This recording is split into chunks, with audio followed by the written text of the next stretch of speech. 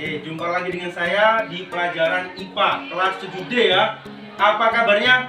Alhamdulillah, luar biasa. Allahu Akbar. Oke, baiklah. Hari ini kita belajar dengan situasi yang masih pandemi. Kita belajar dengan menerapkan protokol kesehatan, jaga jarak, dan menggunakan masker. Semoga kita selalu diberikan kesehatan, selalu diberikan semangat dalam belajar meskipun keadaannya masih seperti ini. Oke ya, yang jelas jangan lupa cuci tangan sebelum makan, tetap jaga kebersihan. Oke ya, untuk memulai pelajaran pada hari ini, marilah kita berdoa dalam hati saja ya. Kita berdoa, mulai. Selesai? Oke, baiklah. Hari ini kita akan belajar tentang klasifikasi materi dan perubahannya. Oke, dibuka bukunya ya. Sebelum masuk ke pelajaran, Bapak mau tanya dulu, hari ini siapa yang tidak masuk di kelas kita? Tidak ada ya? Nihil ya? Oke, bagus, nihil. Masuk semua berarti. Bab kali ini adalah bab klasifikasi materi dan perubahannya. Pada pertemuan pertama, hari ini pertemuan pertama ya, kita akan membahas KD 3.3, yaitu memahami konsep campuran dan zat tunggal, unsur dan senyawa, sifat fisika dan kimia, perubahan fisika dan kimia dalam kehidupan sehari-hari. Nah, indikator pencapaian kompetensinya, artinya yang harus kamu kuasai, itu adalah kalian harus bisa begitu ya, menggolongkan karakteristik materi, kemudian menjelaskan perbedaan unsur, senyawa, dan campuran. Pada bab ini, poin penting yang akan kita pelajari itu adalah menggolongkan karakteristik materi dan menjelaskan perbedaan unsur, senyawa, dan campuran. Materi. Oke. Materi itu apa sih? Begitu kan ya? Materi itu adalah sesuatu yang mempunyai massa dan menempati ruang. Artinya sesuatu yang punya massa dan menempati ruang ini dapat disebut sebagai materi. Dapat digolongkan menjadi 3. Ada benda padat, benda cair, dan benda gas. Kayak ini semuanya pernah kamu temui dalam kehidupan sehari-hari. Coba deh, berikan kira-kira benda padat itu apa sih? Apa? Es batu, bagus. Oke, baiklah. Mari sekarang kita diskusi kelompok. Nanti kalian akan saksikan kelompoknya, akan menjawab pertanyaan saya, dan silakan memaparkan materi. Oke, baiklah. Sekarang coba dibuka LKPD-nya, bukunya halaman 97. Coba dikerjakan.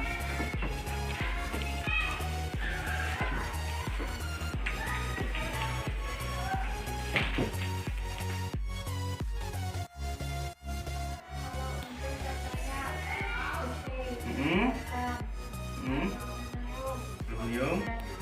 Ya, oke, bagus. Itu contoh unsur. Kalau senyawa?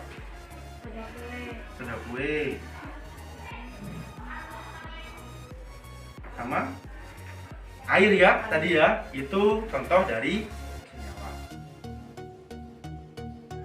Pertanyaan? Oke, bagus. Siapa namanya? Putri Anissa. Putri Anissa. Coba tanya apa, Put?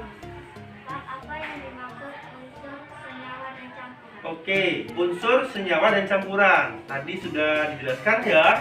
Jadi kalau unsur itu adalah zat tunggal yang tidak dapat diuraikan lagi menjadi zat yang lebih sederhana. Itu unsur.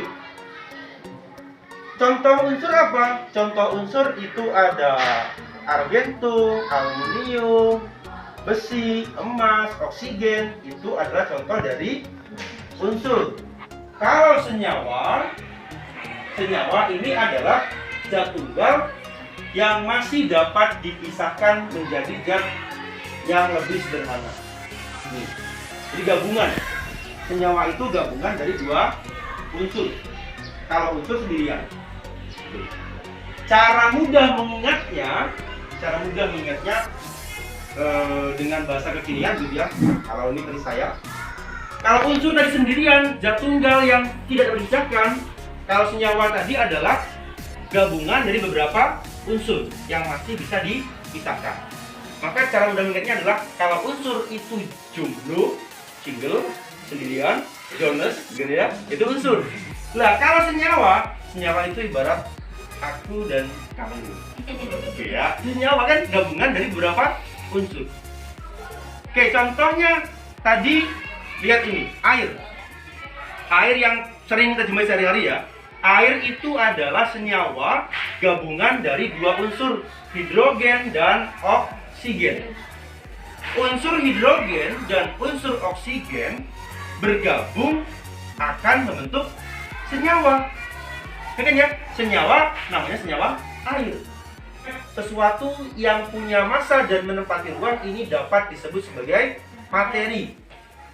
Materi, nah yang pertama ini dapat digolongkan menjadi 3. Ada benda padat, benda cair, dan benda gas. Kayak ini semuanya pernah kamu temui dalam kehidupan sehari-hari. Coba deh berikan kira-kira benda padat itu apa sih? Apa? Es batu, bagus. Tanah, apa lagi? Meja, itu benda padat ya. Lah kalau cair apa cair? Air, apa lagi? Minyak ya, itu benda cair. Kalau gas, udara, oksigen. Benda-benda tadi pada cair dan gas ini akan dapat mengalami perubahan bentuk atau perubahan wujud, yaitu dapat mencair, dapat membeku, apalagi menguap, mengembun, dan menyublim. Ini perubahan wujud zat yang dapat terjadi pada ketiga jenis zat tersebut. Benda padat ini punya bentuk dan volume tetap. Bentuknya nggak berubah, ukurannya nggak berubah. Ini yang dimaksud dengan bentuk dan volume yang tetap. Kemudian benda cair ini volumenya tetap dan bentuknya selalu berubah mengikuti tempatnya. Begitu kan ya? Itu kalau benda cair. Misalnya air. Air itu kalau diletakkan di dalam gelas, bentuknya akan sama dengan gelas. Kalau diletakkan di dalam ember, bentuknya akan sama dengan ember. Itu benda cair. Kalau benda gas, bentuknya dan volumenya juga selalu berubah-ubah. Itu kalau benda gas. Misalnya apa? Misalnya gas yang ada pada balon udara. Pernah beli balon terbang?